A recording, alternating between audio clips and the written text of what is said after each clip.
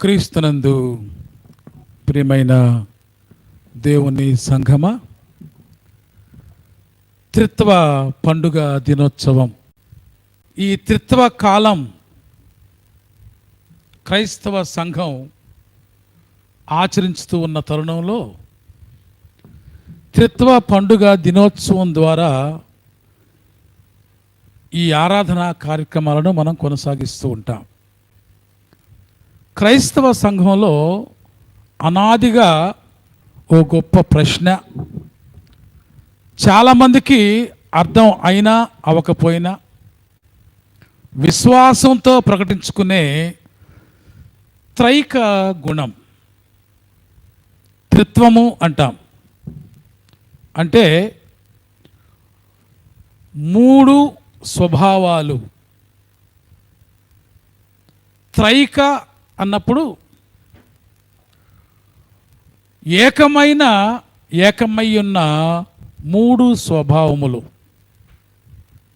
త్రైక అనే పదం మనం ఎప్పుడు జ్ఞాపకం చేసుకుంటాం. త్రియేక అనకూడదు. తెలియక క్రైస్తవ సంఘం చాలాసార్లు త్రియేక అంటుంది. త్రియేక కాదు, త్రైక. అది సంస్కృత పదం, తెలుగు పదం కూడా. త్రైక అంటే ఏకత్వమైన దేవునిని మనం అర్థం చేసుకున్న మేలైన మూడు గుణాలు అని చెప్పడం. ఏక, ద్వైత, త్రైత. జాగ్రత్తగా మనం అర్థం చేసుకుంటే దేవుణ్ణి మూడు గుణాల్లోనే అర్థం చేసుకోగలమా? మత విశ్వాసాలు మనం వింటూ ఉన్నప్పుడు దేవునికి సహస్రనామాలు ఉన్నాయి అంటున్నారు. అనగా దేవునికి మానవునికి మధ్య ఉన్న ఈ అనుబంధ బాంధవ్యాన్ని అర్థం చేసుకోవడానికి ఎన్ని సుగుణాలైనా చాలవు. 1000 నామాలైనా దేవునికి ఉండొచ్చు, 100 నామాలైనా దేవునికి ఉండొచ్చు, ఒక్క నామమైనా దేవునికి ఉండొచ్చు. అనగా ఏకత్వాన్ని కలిగి ఉన్న దేవుడు ఒక్కడైన దేవుడు. మన విశ్వాసాలు ఎన్నైనా ఉండొచ్చు, కానీ దేవుడు ఒక్కడే అని విశ్వమంతా జ్ఞాపకం చేసుకుంటూ ఉంది. మరి ఆ ఒక్క దేవునిని అనేక నామాలతో మనిషి ఎలా అర్థం చేసుకుంటున్నాడు అని అనుకున్నప్పుడు, దేవునిని అర్థం చేసుకోవడానికి మానవుడు ఒక ప్రత్యేకమైన ఒకే విషయం మీద కాదు, కానీ తనకు అర్థమైన అన్ని విషయాలలో కూడా దైవాన్ని పిలుచుకోవడం, దైవం గురించి అర్థం చేసుకోవడం నేర్చుకున్నాడు అని ఖచ్చితంగా ఈ దినాన్న నేను మీకు జ్ఞాపకం చేస్తూ ఉన్నాను. అనగా ఒకే దేవునిని అనేక రూపాలలో చూడగలగడం, అనేక నామాలతో ఆయనను పిలుచుకోవడం. ఇది కేవలం ఫలానా విశ్వాసంలో మాత్రమే ఉందని చెప్పడానికి లేదు. అనేక విశ్వాసములు గలవారు కూడా దేవునిని ఇవాళ అనేక నామాలతో పిలుచుకుంటున్నారు. ఒక్క నామముతో ఆయన ఆగిపోలేదు. సహస్రనామాలు ఆయనకు ఆపాదించబడ్డాయి. కేవలం సహస్రనామాలు మాత్రమే కాదు, ఆయన్ని పిలుచుకోవడానికి మానవుడు తనకు అర్థమైన ప్రతి గుణాన్ని కూడా ఆపాదించుకొని ఆయన్ని పిలుచుకుంటున్నాడనే సత్యాన్ని ఈవేళ మరొక మారు సంఘానికి నేను జ్ఞాపకం చేస్తూ ఉన్నాను. అనగా త్రిత్వకాలం ఎప్పుడు మనం చెప్పుకునే మాట తండ్రి, కుమారత్వం, పరిశుద్ధాత్మ. అనగా గడిచిన మాసం అంతా కూడా ఆదరణకర్త గురించి మనం ఆలోచన చేశాం. అంతకుముందు మాసం అంతా కూడా క్రీస్తు కార్యాలను మనం జ్ఞాపకం చేసుకున్నాం. అనగా సృష్టికర్త అయిన దేవుడు సృష్టముతో తన ప్రమేయాన్ని మానవత్వం ద్వారా అలకరించుకున్నాడు. ఇందాక నికేయ విశ్వాస ప్రమాణం మనం చెప్పుకుంటూ ఉన్నప్పుడు ఒకనాడు ప్రవక్తల ద్వారా మాట్లాడిన దేవుడు అనగా దైవత్వం, ప్రవక్త, ప్రవచనం, దేవుని యొక్క మాట, దానిని ప్రకటించిన వ్యక్తి, ప్రకటించబడిన విషయం. 3 భావాలు ఉన్నాయి ఇక్కడ. ఒకటి, అది ప్రకటించిన వాని మాట కాదు, అది దేవుని మాట. దేవుని యొక్క మాట ఒక వ్యక్తి నోట, ఆ వ్యక్తి నోట ఉచ్చరించబడిన దేవుని మాట ఏమిటి అంటే దానిని ప్రవచనం అంటారు. సో 3 భావాలు. ఒక సత్యాన్ని మనం అర్థం చేసుకోవడానికి 3 పద్ధతులు. ఒకటి, ఇప్పుడు నేను మాట్లాడుతూ ఉన్నది నా మాటలు కాదు, పరిశుద్ధ బైబిల్ గ్రంథముల ద్వారా దేవుడు తన ప్రజలతో మాట్లాడిన మాట. అనగా ఇప్పుడు నేను మాట్లాడుతున్న మాట నాది కాదు, నా ఉద్దేశం అంతకంటే కాదు, అది దేవుని మాట. అయితే నా నోట వస్తూ ఉంది, ఇది నా నోట వస్తుంది కానీ నా మాట కాదు, నా ఉద్దేశం కాదు. అనగా ఇక్కడ మానవత్వం లేదా నేను ఒక ఇన్స్ట్రుమెంట్. దేవుని మాట నా తోటి మానవాళితో కలిసి నేను కూడా వినడానికి దేవుని చేత నేను ఎన్నిక చేయబడ్డాను. కాబట్టి దేవుని మాట సూటిగా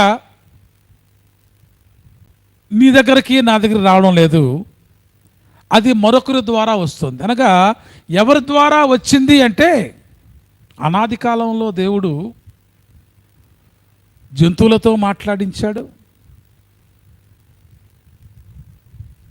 ఆకాశవాణి ద్వారా మాట్లాడాడు, అనేక ప్రక్రియలు ఆయన మాట్లాడడానికి వినియోగించారు. అయితే ఆ తర్వాత ఆ పద్ధతిని మనిషి ద్వారా మాట్లాడడం నేర్చుకున్నాడు. ప్రముఖ క్రైస్తవ వేదాంతులు మాట్లాడతారు, దేవుడు దేవునిగా మాట్లాడుతూ ఉంటే ఆ దైవత్వంలో ఏమాత్రము సమానత్వం లేని లేదా ఆ దైవత్వపు సమానత్వాన్ని పోగొట్టుకున్న మనిషి అర్థం చేసుకోలేకపోతున్నాడు. కనుక దేవుడు మనిషి ద్వారా మాట్లాడడం ప్రారంభించాడు. మేధావులు చాలామంది విశ్లేషిస్తూ ఉంటారు, ఒక చీమతో నువ్వు మాట్లాడాలంటే మనిషిగా నువ్వు మాట్లాడితే ఆ చీమకు అర్థం కాదు. ఒక చీమ మరొక చీమతో చక్కగా మాట్లాడగలదు. అనగా ఏ జాతి ఏ గుణం కలిగిన వారు ఆ గుణస్థులతో సమాచారాన్ని అందించుకోగలరు, సక్రమైన ప్రవర్తనకు సహకరించగలరు.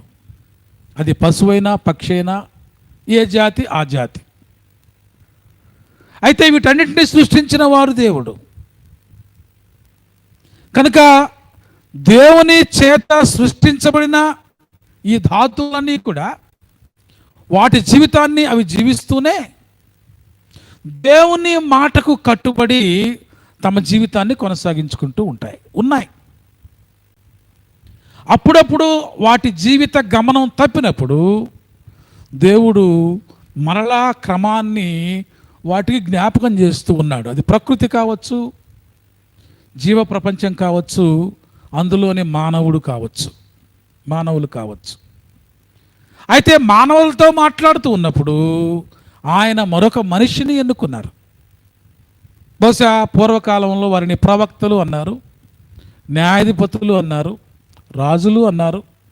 కొందరిని ప్రత్యేకంగా ఎన్నిక చేయబడ్డారు. ఆ తర్వాత మెస్సయ్య అనే భావాన్ని కూడా కలిగి ఉన్నారు. అయితే అనాదిగా దేవుని మాట ఒక మనిషి ద్వారా ఆయా ప్రాంతాలలో ప్రవచించబడుతూ వచ్చింది. కొన్నిసార్లు మనం చెప్తుంటాం, మనిషికో మాట గుడ్డుకో దెబ్బ అని. పశువుకు ఒక పద్ధతిలో చెప్తాం, మనిషికి మరొక పద్ధతిలో చెప్తాం. అయితే మనిషి యొక్క విపరీత ధోరణిలో ఏమయ్యాయంటే, మనల్ని ఒకరు హెచ్చరిస్తూ ఉన్న కొలది ఆ హెచ్చరికను తిరస్కరించే గుణం కూడా పెరిగిపోతూ ఉండడం మానవులలో ఒక బలహీనతగా వస్తుంది, ఒక అలవాటుగా మారిపోయింది. అటువంటి తరుణంలో దేవుడు తన పరిపూర్ణమైన మాటను మనిషిగా రూపొందించాడు. ఆది గ్రంథాలను మనం జ్ఞాపకం చేసుకుంటే, దేవుడు తన పోలిక చొప్పున తన స్వరూపము చొప్పున మనుషులను నిర్మించెను. సో పోలిక, స్వరూపం, అది అప్పుడు దేవుని యొక్క స్వభావాన్ని గురించి మనకు చెప్పిన మాట. అది ఒక నిర్మాణం జరిగింది. అయితే ఎలా జరిగింది అంటే, మట్టిలోంచి జరిగింది అన్నాడు. అనగా అంతకుముందు ఉన్న దేవుడు మట్టి కాదు సుమా. దేవుడు తన యొక్క స్వరూప స్వభావాలను మట్టిలోనికి ప్రవేశింపచేశాడు, కానీ తాను మట్టిలోంచి రాలేదు, తాను మట్టి కాదు. సో కాబట్టి ఈ మట్టి దేహాన్ని, మానవ శరీరాన్ని, రక్తమాంసాలతో కూడుకున్న మానవ జీవితాన్ని ఆయన మరొకసారి స్వీకరించాల్సిన పరిస్థితి వచ్చింది. అంతకుముందేమో స్వభావం, స్వరూపం అనగా బుద్ధి, కుశలత, జ్ఞానం, విచక్షణ. అంటే ఆదాము విచక్షణ నేర్చుకున్నప్పుడు మన వంటి వాడాయను అనే పదం వాడతాడు దేవుడు. అంటే బుద్ధి, కుశలత, విచక్షణ, తప్పుల పరిజ్ఞానం దేవునికి ఉన్నాయి. అప్పుడు ఆయన వాడిన పదం మన వంటి వాడాయను. అంటే విచక్షణ కలిగి ఉన్న మనిషి అంటే దైవంతో సమానం అన్నమాట. కాబట్టి ఇప్పుడు దేవుడు ఆ దేహాన్ని తాను స్వీకరించే ప్రక్రియ కుమారత్వంలో మనం చూస్తూ ఉన్నాం. ఆది యందు వాక్యముండెను, వాక్యము దేవుని యొద్దండును, వాక్యము దేవుడై ఉండెను. ఆ వాక్యము శరీరధారి అయి కృపా సత్య సంపూర్ణుడుగా మన మధ్య నివసించెను. అంతకుముందు ఆత్మగా ఉన్న దేవుడు స్వభావాలను, గుణలక్షణాలను మాత్రమే మట్టి దేహానికి ఇచ్చిన దేవుడు మరొకసారి మానవతను క్రమబద్ధీకరణ చేయడానికి మానవ శరీరాన్ని స్వీకరించడం అనగా, అనేక స్వభావాలు దేవునికి ఉన్నాయి. 100 స్వభావాలేనా, 1000 స్వభావాలేనా అంటే కాదు. అనంతమైన గుణం. ఈ సృష్టిలో మనకు కనిపించే ప్రతి అనంతమైన, మనకు అర్థం కానిదంతా దేవునిలో గోచరమైనదే. అది అనంతం, ఆయన నామం, ఆయన స్వభావం. కానీ మనకు అర్థమయ్యేట్లుగా మనల్ని సృష్టించిన సృష్టికర్తగా మన దేహాన్ని స్వీకరించి తన పరిపూర్ణత మానవుల్లో ఉంచాలని, అనగా స్వరూప స్వభావాలే కాదు, బుద్ధి, కుశలత, విచక్షణ, ప్రవర్తన, అనగా మానవుడు దైవ అంశను స్వీకరించి జన్మించిన వాడు మాత్రమే కాదు, దైవత్వపు పరిపూర్ణత కలిగి ఎలా జీవించాలో కుమారుడైన క్రీస్తు జీవితం ద్వారా మనకు పరిచయం చేశాడు. ప్రేమ, కనికరం, క్షమాపణ, క్రమశిక్షణ, త్యాగం, ఈ గుణాలన్నీ కూడా మానవ దేహంలో క్రీస్తు స్వభావం ద్వారా, క్రీస్తు జీవన విధానం ద్వారా మానవాళికి దేవుడు పరిచయం చేశాడు. కాబట్టి కుమారత్వం అంటే అది. క్రీస్తును అంగీకరించిన వాడు, క్రీస్తును స్వీకరించిన వాడు, క్రీస్తు కలిగిన వాడు క్రీస్తే. నువ్వు నేను కూడా క్రీస్తులు అవ్వాలి అనగా క్రీస్తు కలిగిన ఆ మనస్సు మనమందరం కలిగి ఉంటే ఆ కుమారత్వం అంటే ఏంటో మనకు అర్థమవుతుంది. అది అర్థం కాలేదంటే దానిలో మనం ప్రవేశించట్లేదని దాన్ని వ్యతిరేకిస్తున్నాం. చాలామంది అంటారు కదా, త్రిత్వం అంటే ఇదేనా, త్రిత్వం అంటే ఏంటండి, దానికి ఏదో ఇంకా ఇంకా ఇంకా వివరించి చెప్పాలని నిప్పు గురించి లేదా నీటి గడ్డల గురించి ఏదో ప్రకృతిలో చాలా స్వభావాలు తెలుసుకునే ప్రయత్నం చేస్తాం. కానీ మానవత్వంలోంచే నేర్చుకోవచ్చు. అనగా దైవత్వం మానవత్వంతో దగ్గరగా జీవించిన స్వభావమే కుమారత్వమైన క్రీస్తు గుణం. మరి పరిశుద్ధాత్మ అంటే ఏమిటండి?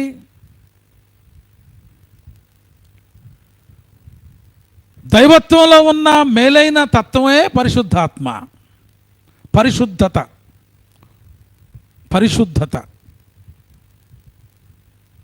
ఆ పరిశుద్ధతే సర్వసృష్టి నిర్మించింది. మాట పరిశుద్ధమైందే.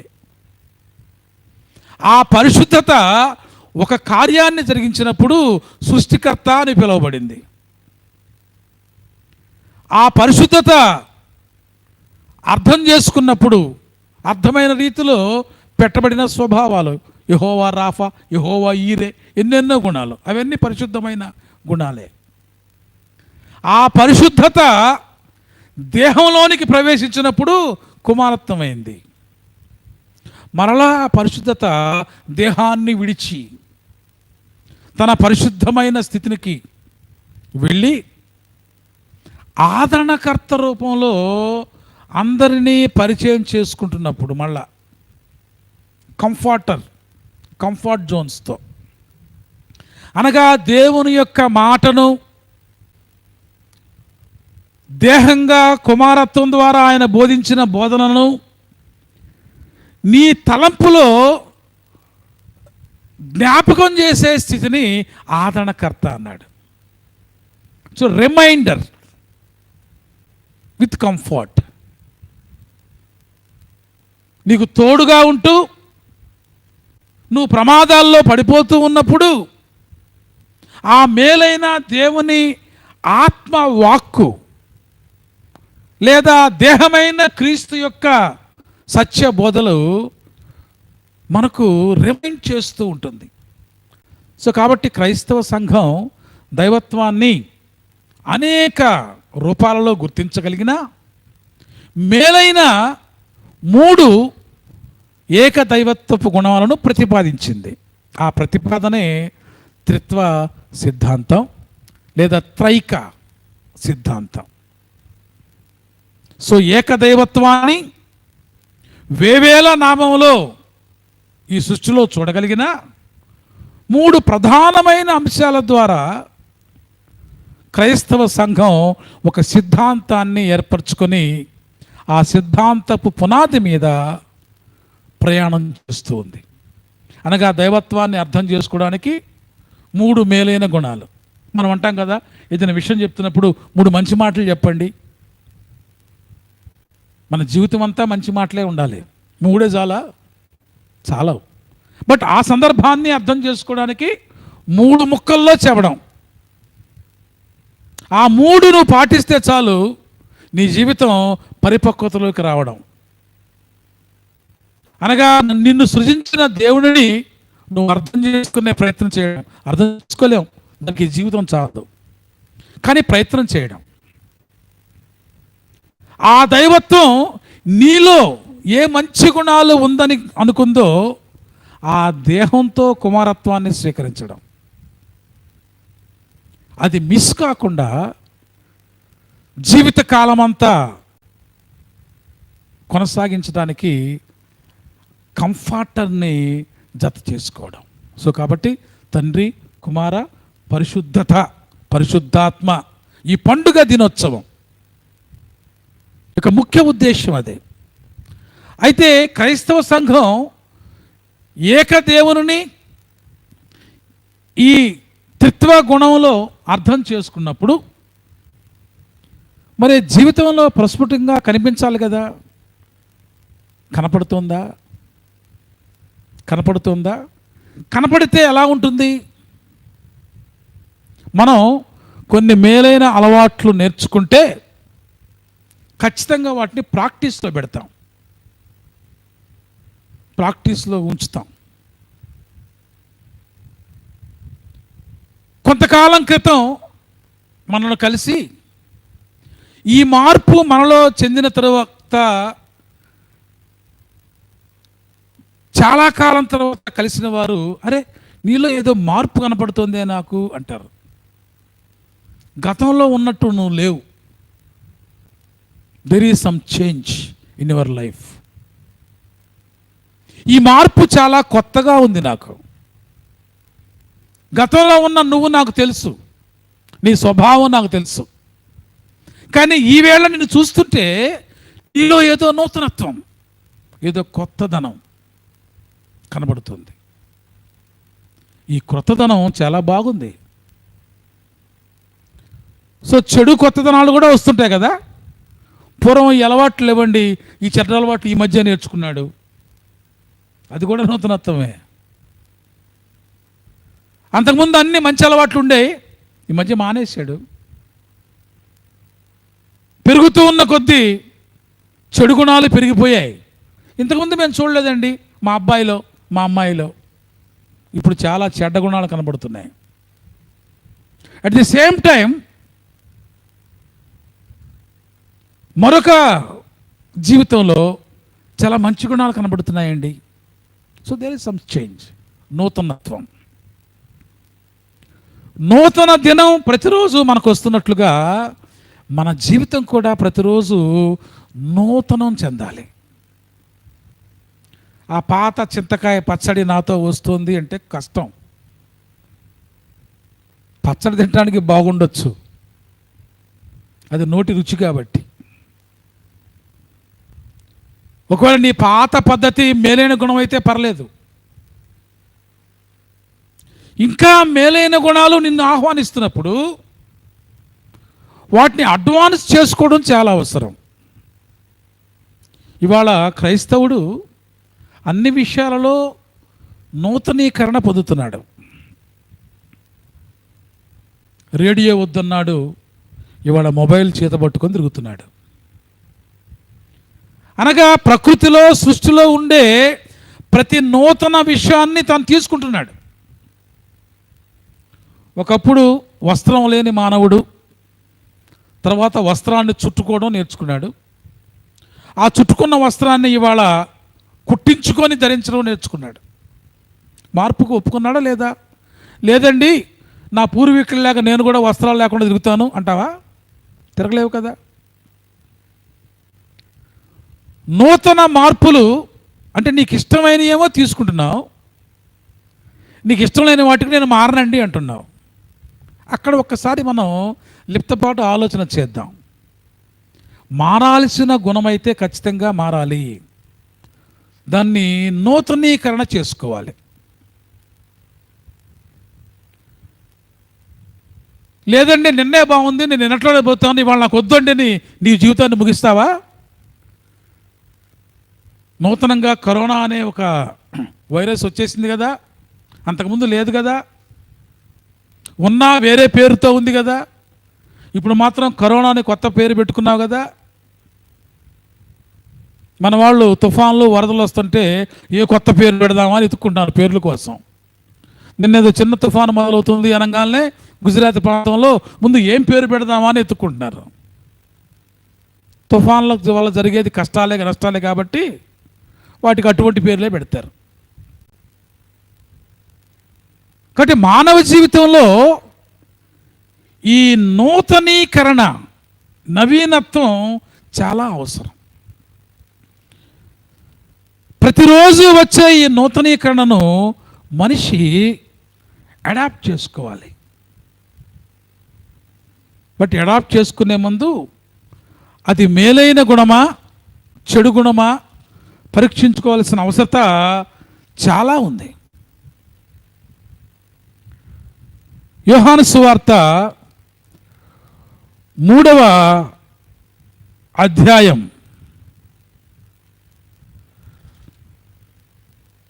7వ వచనం, మీరు కొత్తగా జన్మించవలనని నేను మీతో చెప్పినందుకు ఆశ్చర్యపడవద్దు.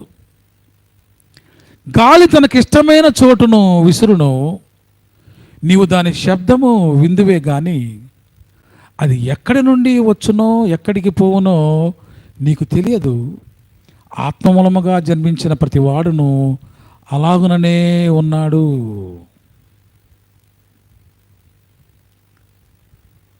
నూతన జన్మ, నూతనత్వం.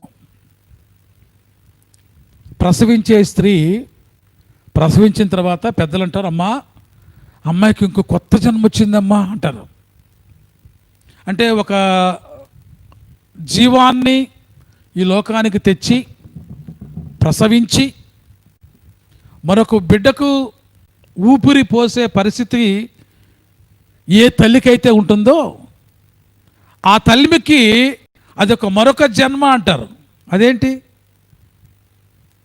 గర్భం దాల్చకముందు ఆమె జీవితం వేరు, గర్భంతో ఉన్నప్పుడు ఆమె జీవిత పరిస్థితులు వేరు, ప్రసవించిన తర్వాత మరొక జన్మెత్తిందండి. That is the experience. అది ప్రసవించిన ఆ స్త్రీకి మాత్రమే తెలుసు, అందరికీ తెలియదు. అయితే ఆ స్త్రీ ప్రసవం ద్వారా ప్రపంచానికే మానవ పునరుత్పత్తి వస్తుంది కాబట్టి దాని యొక్క విలువను మానవత్వం గ్రాహ్యం చేసుకుంది. అవునండి, నిజమే. ప్రసవించడం అనేది పునర్జన్మతో సమానం. అదేంటి, స్త్రీ 2 జన్మలు జన్మించిందా? లేదా ఎంతమంది బిడ్డలు పుడితే అన్ని జన్మలు ఎత్తిందా? లేదు, ఆ స్త్రీనే ఎంతమంది బిడ్డలు పుడితే అన్నిసార్లు ఆ నూతన జీవాన్ని లోకానికి ఇస్తూ నూతన జన్మను ఇచ్చిన తల్లిగా, నూతనంగా మరొక జీవితాన్ని తనలో రూపుదిద్దుకున్న తల్లిగా, నూతన జీవితాన్ని ప్రపంచానికి ఇచ్చిన తల్లిగా నూతనత్వం ఆమెలో పొందింది. సో కాబట్టి ఇక్కడ యేసుప్రభు వారు చెప్పిన మాట, నికోడమస్కి యేసుప్రభు వారికి మధ్య జరిగిన సంభాషణ అనాదిగా మనం వింటున్నాం. వాటి కొలతలు, వాటి పరిమాణాలు, వాటి భావాలు నేను మీకు చెప్పను. ఇవాళ అర్థం చేసుకునే ప్రయత్నం చేద్దాం, వారి సంభాషణ అర్థం చేసుకునే ప్రయత్నం చేద్దాం. అనగా దేవుని ఆత్మ మానవునితో ఎలా జీవిస్తుందో, మానవునితో కుమారత్వం ఎలా అయిందో, మానవ జీవితాన్ని ఎలా ప్రారంభించిందో, అనగా తండ్రి కుమార పరిశుద్ధత. ఆమె ఒక స్త్రీ, ఒక ఇల్లాలు. కానీ ఆమె గర్భం ధరించినప్పుడు దేవుని సృష్టికి ప్రతిష్ఠ చేస్తూ ఉన్న ఒక ప్రత్యేకమైన గుణాన్ని సంపాదించుకుంది. ప్రసవించిన తర్వాత మళ్ళా నూతన జన్మను ఒకరికి ఇచ్చింది, తాను మళ్ళా మరొక నూతన జన్మను ఇవ్వడానికి మరొక బిడ్డ కోసం సిద్ధపడింది. అనగా 3 భాగాలు దాంట్లో చూడొచ్చు. అనేక భాగాలు ఉన్నాయి, బట్ మనం అర్థం చేసుకోవడం కోసం ఆమెలో వివాహం కాకముందు ఒక జీవితం, వివాహపు గర్భస్థ స్థితి ఒక జీవితం, ప్రసవించిన తర్వాత మరొక జీవితం. 3 భాగాలు, ఒకే స్త్రీ. సో 3 పార్ట్లు ఉన్నాయి ఆ జీవితంలో. ఒక కుమార్తెగా, ఒక భార్యగా, ఒక తల్లిగా, ఒక స్త్రీ సుమా. సో ఆమెలో 3 ముఖ్యమైన భాగాలు ఉన్నాయి. కాబట్టి యేసు ప్రభు వారు మరలా జన్మించడం అని చెప్పిన సంగతిని మనం జాగ్రత్తగా అర్థం చేసుకుంటే, వ్యక్తిగా పుట్టాలని నువ్వు అనుకోలా, కానీ మనం అందరం కూడా తండ్రి అయిన దేవుని సృష్టి క్రమంలో భాగమై ఉన్నాం. మనిషిగా పుట్టాం. పుట్టకముందు మనం లేమా? ఇప్పుడు మన జన్మించి మనం చనిపోబోయే కాలం ఏదో ఉంది, అది ఖచ్చితం కదా. ఈ పీరియడే నిజమా? మనం పుట్టని కాలం లేదా? ఉంది కదా. మనం గతించిపోయిన తర్వాత కూడా కాలం ఉండదా? ఉంటుంది కదా. సో మనం 3 కాలాలు అర్థం చేసుకోవాలి. మనం పుట్టక ముందు లోకం ఉంది, సమస్తం ఉంది. మనం పుట్టి జీవించిన కాలంలో కూడా సమస్తం ఉంది. మనం గతించిపోయినా కూడా అన్నీ ఏది మార్పు చెంద అన్నీ ఉంటాయి. ఆయా కాల గమనాలను బట్టి నూతనత్వాలు జరుగుతూ ఉంటాయి. మనం పుట్టకముందు ఒక పద్ధతి, పుట్టాక ఒక పద్ధతి, మనం ముగిసిన తర్వాత మరొక పద్ధతి. కాబట్టి మనం మనుగడలో ఉన్న కాలంలో ఉన్నదే నిజం అంటే ఎట్లా? కాబట్టి ఈ జీవితాన్ని అర్థం చేసుకోవాలంటే మానవ జీవితాలు కూడా 3 రకాలు. మానవత్వం ఒకటే, బట్ నువ్వు లేనప్పుడు 2 భాగాలు అవుతాయి. ఒకటి నీకంటే ముందు, ఒకటి నీ తర్వాత. ఇంకా జ్ఞాపకం చేసుకుంటే ఇది భావయుక్తంగా యూనివర్సల్ ఐడెంటిటీ కోసం మాట్లాడుతున్నాం. ఒక రాత్రి ముగిసి మరొక క్రొత్త దినంలో మనం ప్రవేశించామంటే ఇవాళ మనకు క్రొత్త దినం. ఈ మాసానికి జూన్ మాసం అన్నాం కదా, నిన్న మే మాసాన్ని ముగించుకున్నాం, జూన్ మాసానికి వచ్చాం, అందులో మొదటి ఆదివారానికి వచ్చాం. ఇంకో ప్రత్యేకమైన తారీఖు ఒకటి వచ్చింది ఈవేళ, 7వ తారీఖు అన్నాం. జూన్ మాసంలో 7వ దినం, 8వ రోజు ఇంకా రాలా, రేపు వస్తుంది మనం బతుకుంటే. 6వ తారీఖు గడిచిపోయింది, దట్ ఈస్ అవుట్డేటెడ్ వరల్డ్. ఈవేళ దేవుడు నీకు నూతనంగా ఇచ్చిన ఈ నూతన దినాన్ని, నీలో ఉన్న నూతన స్వభావం ఏమైనా గుర్తించగలుగుతున్నావా? ద సేమ్ ఓల్డ్ కంటెంటా? వయసు పెరిగింది కదా, వయసు పెరిగిందా పెరగలేదా? ఆరోగ్యం కూడా పెరిగిందా తరిగిందా? There is some change. నిన్న ఉన్న ఆరోగ్యం కంటే ఇవాళ ఆరోగ్యం కొంచెం పెరగచ్చు, నిన్న ఉన్న ఆరోగ్యం కంటే ఇవాళ ఆరోగ్యం కొంచెం తరగచ్చు, కొన్నిసార్లు స్టేబుల్గా ఉండొచ్చు కూడా. బట్ మనకు తెలియదు. ఏదేమైనా దినాలు పెరిగే కొద్దీ మన జీవకణాలు తరిగిపోతూనే ఉంటాయి. పుట్టినరోజులు జరుపుకునే కొద్దీ సమాధికి దగ్గరవుతున్నాం అనే సంగతి గుర్తుపెట్టుకోవాలి. డెడ్ సెల్స్ పెరుగుతుంటాయి, బర్త్డేస్ పెరిగే కొద్దీ డెడ్ సెల్స్ పెరుగుతుంటాయి మనలో. ఆ సంగతి ఎవడికి అర్థం కాదు. బర్త్డేస్ పెరుగుతూనే ఉంటాయి, బట్ డెడ్ సెల్స్ కూడా పెరుగుతుంటాయి. So today is new day for us. ఈవేళ నీ జీవితాన్ని ఇంకా మేలైన కొత్తదనం, advanced technologies day by day మనం తెలుసుకొని వాడుకుంటున్న రీతి. ఇవాళ నువ్వు వాడుకునే ఒక రెగ్యులర్ ఇన్స్ట్రుమెంట్, నిన్న నువ్వు వాడిన విధానం వేరు, ఇవాళ వాడుతున్న విధానం వేరు, రేపు వాడబోయే విధానం వేరు.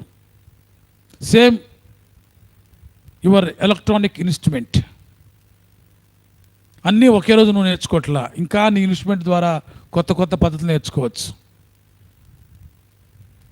గత 5 ఏళ్లుగా మనం ఫేస్బుక్ ద్వారా వాక్యాన్ని చెప్తూ ఉన్నాం, కానీ కరోనా టైంలో ఈ ఫేస్బుక్లోంచి మనం యూట్యూబ్కి వెళ్ళాం.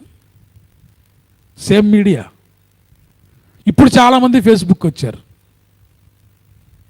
Same media. మనం ఇంకా అడ్వాన్స్ టెక్నాలజీ ఏంటని ట్రై చేసుకుంటూ ఉన్నాం. It's good. నూతనత్వాన్ని స్వీకరించు, అందులో మేలైన దాన్ని స్వీకరించు. అది ఎలా అంటే యేసుప్రభువు చక్కటి మాట చెప్పాడు. గాలి వస్తోంది, విసురుతోంది, నిన్ను తాకుతోంది, వెళ్ళిపోతుంది. ఎక్కడి నుంచి వచ్చిందో ఎక్కడికి వెళుతుందో నీకేమైనా అర్థమవుతుందా? నువ్వు పీల్చుకుంటున్నావు, బతికేస్తున్నావు అంతే. కాబట్టి ఇక్కడే స్టాగ్నెట్ అయిపోకు. నువ్వు ఎవ్రీ డే నూతనంగా జన్మించాలి. ఆయన అన్నాడు మరలా జన్మించు అన్నాడంట. ఈ బోర్న్ అగైన్ ఎక్స్పీరియన్స్ అనే మాట క్రైస్తవ సంఘంలో చాలా అనర్థాలతో ఉపయోగపడుతుంది.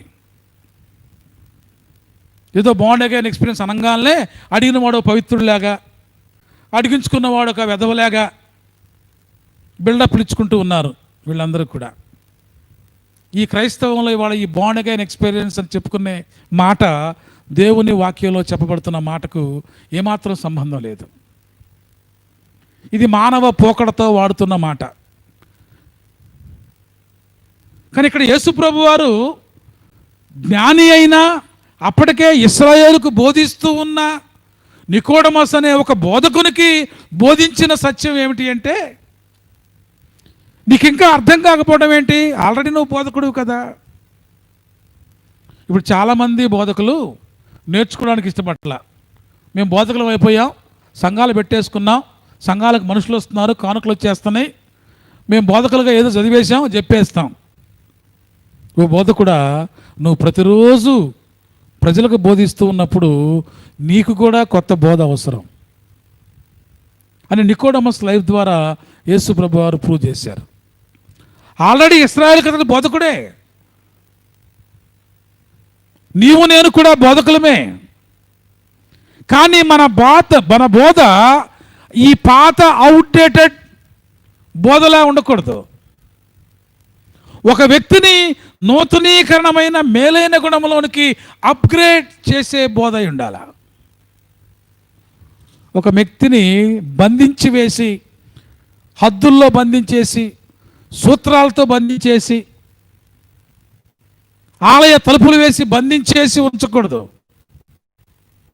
ఆ మనిషి దైవత్వాన్ని పరిపూర్ణంగా ఎంచుకునే కెపాసిటీ అతనికి మనం ఇస్తూ ఉండాలి.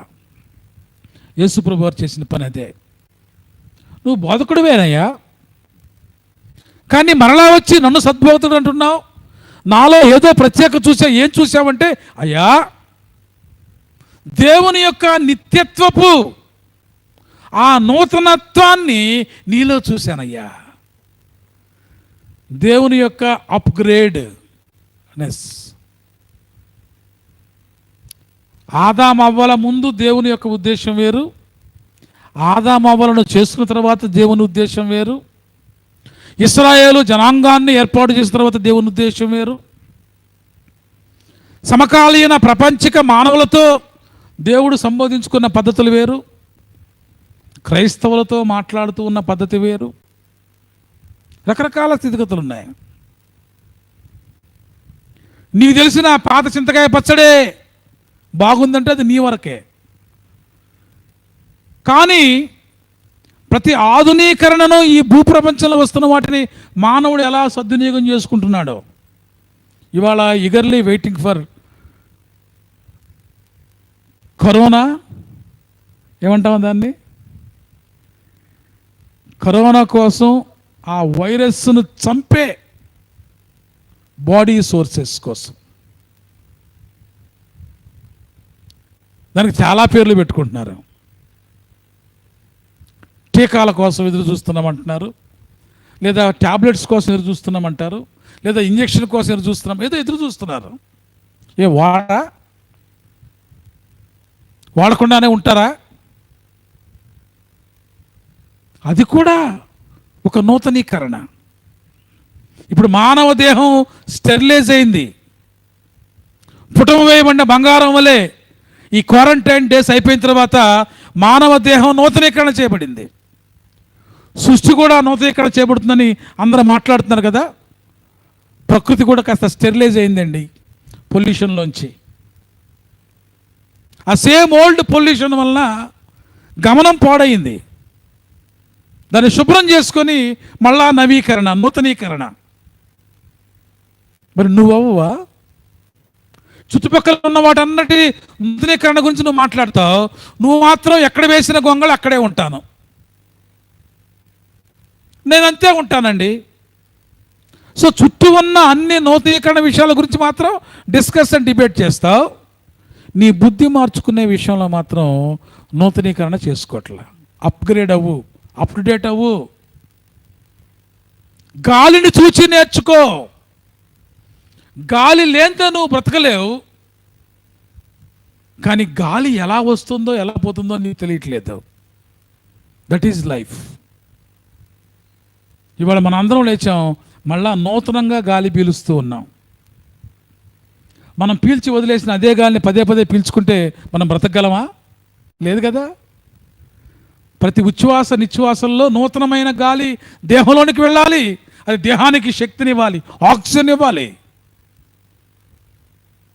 నీకు తెలియకుండానే ఎన్నిసార్లు ఆ నూతనమైన ఆ గాలిని ఊపిరిని పీల్చుకుంటున్నావో అది వస్తుంది వెళ్ళిపోతుందో నీకు అర్థమవుతుందా? ఒకడు కొత్తగా జన్మించాలంటే అది నీలోనికి ఉచ్ఛ్వాస నిశ్వాస కొత్తగా వెళ్ళి ఎలా నీకు ఆక్సిజన్ ఇచ్చి నీ దేహానికి నూతన శక్తిని ఇస్తుందో నీ దైవత్వపు జీవిత గుణాలు కూడా అలాగే అప్గ్రేడ్ అవ్వాలి, అప్ టు డేట్ అవ్వాలి. ఒకప్పుడు బైబిల్ ఒక విధంగా చదివావు, ఇవాళ బైబిల్ ఒక విధంగా చదువుతున్నావు. ఇవాళ బైబిల్ అందరూ కూడా మొబైల్స్లో తెచ్చుకుంటున్నారు. కానీ యేసుప్రభు వారు చెప్పాడు, ఒకరోజు వస్తుందమ్మా బైబిలు ఏ ఇన్స్ట్రుమెంట్లో ఉండదు, అది నీ మైండ్లో ఇన్కార్పొరేట్ అయి ఉంటుంది. నీ మనసులో బైబిల్ ఉంటే నీ చేతిలో బైబిల్ ఉండాల్సిన అవసరం లేదు. ఇప్పుడు చాలామంది అంటారు బైబిల్ తీసుకొని చర్చికెళ్ళు, దానికో సిద్ధాంతం. మళ్ళా తప్పని నేను చెప్పట్లా, మొండిగా ఉండకు. ఆలయానికి బైబిల్ హ్యాండిల్ చేయడం మంచి అలవాటు, అంతకంటే నీ బ్రతుకే బైబిల్ కావటం మేలైన అలవాటు. మొబైల్ బైబిల్గా మారిపోతే ఇక పేజీలు తిప్పుకునే అవసరం నీకెక్కడ? మొబైల్ బైబిల్ కాటలేదు కాబట్టి హ్యాండ్లింగ్ ద బైబిల్ అయింది పరిస్థితి. కానీ యేసుప్రభు ఎప్పుడు బైబిల్ పట్టుకొని తిరగలా. అప్పటికే వారికి ఉంది కదా మోషే ధర్మశాస్త్రం అనే బైబిల్, ఆయన హ్యాండిల్ చేసి తిరిగాడా? లేదు, ఆయనే బైబిల్గా మారాడు. మోషే ధర్మశాస్త్రాన్ని మోసుకుంటూ యేసు ప్రభువారు వీధి వీధి తిరిగి ప్రకటించలేదు సుమా, ఆయనే ధర్మశాస్త్రంగా మారాడు. ఆ ధర్మశాస్త్రాన్ని 2000 సంవత్సరాల క్రితం ఎంత అప్డేట్గా చెప్పాలో, అప్గ్రేడ్గా చెప్పాలో, నూతనమైన నవీకరణ ఉద్దేశాన్ని ఆ పాత మోషే సిద్ధాంతాలకు ఆనాడు దేవుడు అనుకున్న నవీకరణ సిద్ధాంతాన్ని క్రీస్తు బోధించాడు. అది క్రైస్తవ గుణం. మరి 2020వ సంవత్సరంలో ఈ కరోనా ద్వారా మరొకసారి ఫ్రెష్ ఎయిర్ వచ్చింది మనకి కదా. పొల్యూషన్ ఎయిర్ పీల్చట్లే ఈ మధ్య, ఫ్రెష్ ఎయిర్ పీలుస్తున్నాం. ఎంతకాలం పీలుస్తావో తెలియదు. ఈ లాక్డౌన్ అయిపోతుందని తెలిస్తేనే బయట మళ్ళీ పొల్యూషన్ స్థాయి పెరిగిపోతుంది. లాక్డౌన్లో ఉన్నంతకాలం ఎంత వాతావరణం, పశువులు పక్షులు ఎంత ఆహ్లాదంగా తిరిగాయో, మళ్ళీ లాకౌట్ మొదలైంది, అవి పారిపోతున్నాయి, మన రోడ్ల మీద పడుతున్నాం, పొల్యూషన్ పెంచేస్తున్నాం. చూసారా? నూతనీకరణ, నవీకరణ, నూతనత్వం, నూతన జన్మ. బాండ్ అగైన్ ఎక్స్పీరియన్స్ అంటే అది. ఒక చర్చిలో కూర్చొని మీరందరూ రక్షించబడ్డారా, మీరు రక్షించబడలేదు, బాండ్ అగైన్ ఎక్స్పీరియన్స్ అంటే అది కాదు. ప్రతిరోజు నీలో దైవత్వపు గుణం ఒకటి జనిస్తూ ఉండాల. ఇవాళ నీలో దైవత్వపు గుణం ఏమి జన్మించింది? Check yourself, check yourself. ఒక నూతన దినాన్ని దేవుడు మనకి ఇచ్చాడంటే ఒక నూతన జన్మ, ఒక నూతన స్వభావం, ఒక నూతన తత్వం. పాతది అవుట్డేటెడ్. మేలైన ఉన్నవి బేసిక్గా వస్తుంటాయి, పునాదిగా ఉంటాయి. ఇవాళ నీకున్న వయసును నువ్వు అనుభవిస్తున్నావు, కానీ నువ్వు పుట్టినప్పుడున్న వయసును ఇవాళ అనుభవిస్తున్నావా? పుట్టినప్పుడు ఎక్కడ ఉడకబెడితే పడుకున్నావు నువ్వు, ఇవాళ ఉన్నావా? నీకు ఇష్టమైన చోటుకి వెళ్ళి పడుకుంటున్నావు కదా. చిన్నప్పుడు అమ్మోళ్ళు ఏం పెడితే తిన్నావు, ఇప్పుడు తింటున్నావా? నీకు ఏది రుచిస్తే తింటున్నావు కదా. డే బై డే నూతనత్వంలో నువ్వు జన్మిస్తూ ఉండాలి. ఆ నూతనత్వం ఇతరులకు నీకు మేలు చేసేది ఉండాలి. అది క్రీస్తు వారి బోధ. అది తండ్రి కుమార పరిశుద్ధాత్మ ద్వారా ప్రతి మనిషి నేర్చుకోవాల్సిన సత్యం. 2 పద్ధతులు ఇక్కడ ఆయన జ్ఞాపకం చేశారు. నీటి మూలముగా జన్మించిన వారు, ఆత్మ మూలముగా జన్మించిన వారు. నీటి మూలముగా జన్మించడం అంటే ఏదో బాప్తీసం ఇచ్చామండి, బాప్తీసం ఇచ్చే నీళ్లతో జన్మించామా? అదే కాదు. ఆ ఉద్దేశాలన్నీ రాంగ్ ఇంటర్ప్రిటేషన్స్. ఇక్కడ బైబిల్లో చెప్పిన సందర్భం ఏమిటి అంటే, ఈ ప్రపంచం సృష్టి జీవచరాలన్నీ కూడా వాటర్లోంచి ఉద్భవించాయి. తెలుసా ఆ సంగతి? All made from waters. మానవుడు మట్టితో చేయబడ్డ 70% వాటర్. ఇప్పటికీ చెప్తుంటారు కదా, మన దేహంలో 70% వాటర్స్. నీటి మూలముగా జన్మించడం. ఇక నువ్వు ఎన్నైనా దీనికి జ్ఞాపకం చేసుకో. సో నీరు అనేది మన జీవితానికి బేస్. నీరు లేకపోతే మనం జీవితాన్ని కొనసాగించలేం. ఆహారం లేకపోయినా బతకగలం. గమనించండి, చాలామంది యోగులు, పొంగవులు, మొండివారు, మూర్ఖులు తినకుండా బతికేస్తుంటారు, బట్ తాగుతుంటారు నీరు. నీరు లేకపోతే బతకలేరు. సో నీరు అనేది ఖచ్చితం. సో కాబట్టి ఈ నీటితో ఉన్న దేహాన్ని ఇక్కడ ఆయన చెప్పాడు రెండవ భాగంలో, శరీరముతో జన్మించిన వారు భూసంధమైన జన్మది అన్నాడు. అంతే. అనగా దేహం మనకి ఏదైతే సంతరించుకుందో, మన దేహం ఏదైతే ఉందో అది నీటికి సంబంధించింది, నీటి ద్వారా జన్మించింది, నీరు లేకపోతే జీవించలేనిది. కానీ అదే దేహం మళ్ళా విభాగించాడు, ఆత్మదేహం అన్నాడు, ఆత్మజీవం అన్నాడు. సో యేసుప్రభువు రెండు చెప్పాడు, నీటి మూలముగాను ఆత్మ మూలముగాను జన్మించాలి. ఆ తర్వాత వచనాల్లో ఆయన జ్ఞాపకం చేసుకుంటూ భూలోక సంబంధం, పరలోక సంబంధం. ఈ నీటి దేహం ఏదైతే ఉందో అది భూలోక సంబంధమైన దేహం. ఆత్మ నీలో ఉండి ఈ దేహాన్ని ఏదైతే నడిపించిందో అది పరలోక సంబంధమైన దేహం. సో ఈ విచక్షణ మనం కలిగి ఉండాలి. సో కాబట్టి మనము అంటే ఎవరు? ఇప్పుడు నేను అంటే నా దేహం, దేవుడు నాలో ఉంచిన ఆత్మ. అందుకే కొన్నిసార్లు నన్ను నేను అనుకోను, మేము అనుకుంటా. అందుకే నేను మర్చిపోమంటాడు దేవుడు. మనందరం నేను అంటాం కదా, డోంట్ సే నేను, ఉయ్. ఉయ్ అంటే ఇంగ్లీష్ వాళ్ళు వాడతారండి, తెలుగు వాళ్ళు ఎందుకు వాడాలండి? నో. ఉయ్ అంటే నీలో ఉన్న ఆత్మ, నీ దేహం, దిస్ బోత్. రెండు గుణాలు ఉన్నాయి మనలో. నాలో అంటాం మనం, మనలో. ఎప్పుడైతే ఈ స్వభావాన్ని నువ్వు గుర్తించగలవో, దేవుని సృష్టంగా నువ్వు ఉన్నావు, కుమారత్వం నీలో ఉంది, ఆదరణకర్త నీలో ఉన్నాడు. We live together. దేవునితో నేను జీవిస్తున్నాను. మనం ఇక జీవించువాడను నేను కాదు, క్రీస్తు నాయందు జీవిస్తున్నాడు. ఈ చాలామందిని సింగులర్గా సంబోధిస్తుంటాం కదా, దట్ ఈజ్ హ్యూమన్ టెండెన్సీ. భూప్రదమైన మాట. గౌరవిస్తాం కదా, ఏమండి, మీరండి, that is divine word. Respectable word అంటాం కదా, రెస్పెక్టబుల్ వర్డ్ అనగా అవతలి వ్యక్తిలో కూడా ఎదురున్నారని గుర్తించడం. ప్రియమైన దేవుని సంగమా, ఈవేళ ఈ వాక్యం ద్వారా నికోడమస్కు యేసు ప్రభు వారు జ్ఞాపకం చేసిన సత్యం ఏంటంటే, యు మస్ట్ ఎక్స్పీరియన్స్ దట్. ప్రతిరోజు నేను దేవునిలో నూతనంగా జన్మిస్తున్నాను అనే దాన్ని నువ్వు అనుభవించాలి. ఇవాళ దేవుడు నాకు ఒక డే ఇచ్చాడంటే మరలా దేవుడు జీవించే భాగ్యం నాకు ఇచ్చాడు. ఈ జీవించే ఈ దినం ఎంతసేపు ఉంటుందో తెలియదు.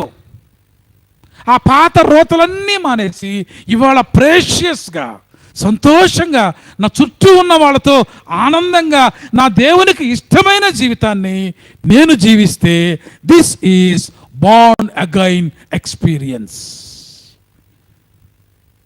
కాబట్టి క్రైస్తవ సంఘం వాడే బాండ్ అగైన్ ఎక్స్పీరియన్స్ అంటే ఏంటంటే, ఈ వేళ నీవు జీవిస్తున్న జీవితం దేవునికి ఇష్టమైన జీవితమేనా, నీ చుట్టూ ఉన్న వారికి మేలు కలిగించే జీవితమేనా? దట్ ఈజ్ బాండ్ అగైన్ ఎక్స్పీరియన్స్. దానికి రోమాపత్రికలో రాశాడు, ఆహా అంటున్నాడు. రోమాపత్రికలాడు ఆ మాట మాట్లాడుతూ రోమాపత్రిక 11వ అధ్యాయం 33వ వచనం, ఆహా దేవుని బుద్ధి జ్ఞానముల బాహుళ్యము ఎంతో గంభీరము, ఆయన తీర్పులు శోధింప ఎంతో ఆవశ్యకములు, ఆయన మార్గములు ఎంతో అగమ్యములు.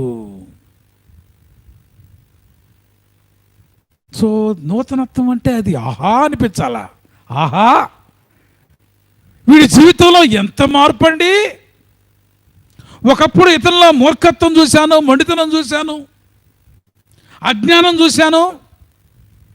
ఈవేళ దేవునిలో జన్మించాడండి, అతనిలో దైవత్వం కనబడుతుందండి, అతని బ్రతుకు మారిందండి, నూతనత్వం చెందిందండి, అతన్ని చూస్తే నిన్నట్లా లేడండి. ఈవేళ క్రొత్త జీవితం కనపడుతుందండి. అది నూతనంగా జన్మించడం అంటే. జన్మించావా? Are you bond again, are you bond again, are you bond again అని అడుక్కుంటూ బతికేస్తున్నావా? ఫస్ట్ నువ్వు నేను బాండ్ అగైన్ కావాలి.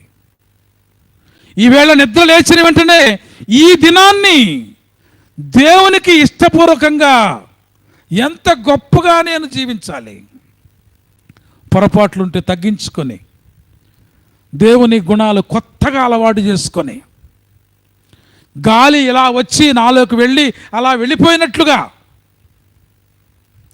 నిన్న నిద్రపోయి వాళ్ళ లేచాను, మళ్ళా నిద్రపోయి లేస్తానో లేదో తెలీదు, కానీ లేచి ఉన్న కాలంలో నేను ఎంత గొప్పగా ఆ పరిశుద్ధాత్మ యొక్క ఆదరణ కార్యాలు, క్రీస్తు యొక్క బోధన జరిగిస్తూ నేను జీవించాలి. Today is ours, today is yours. ఈరోజు ఆ దేవుని యొక్క గొప్ప కార్యం నీ జీవితం ద్వారా చూపిస్తావా? ఇంకా చూపించలేకపోతే ఈవేళ క్రీస్తును స్వీకరించు.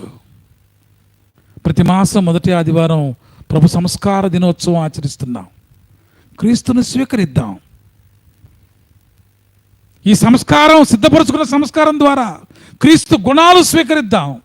క్రీస్తు మనస్సును కలిగి ఆ నూతన జీవితంతో జీవించడానికి ఈ సంస్కారాన్ని స్వీకరించి సంస్కారవంతులుగా జీవించటకు పరిశుద్ధాత్ముడు మనలో ప్రతి ఒక్కరిని సిద్ధపరచునుగాక. ఆమేన్. సమస్త జ్ఞానించిన దేవుని సమాధానం యేసుక్రీస్తు వలన మీ హృదయములకు తలంపులకు కావలుండునుగాక.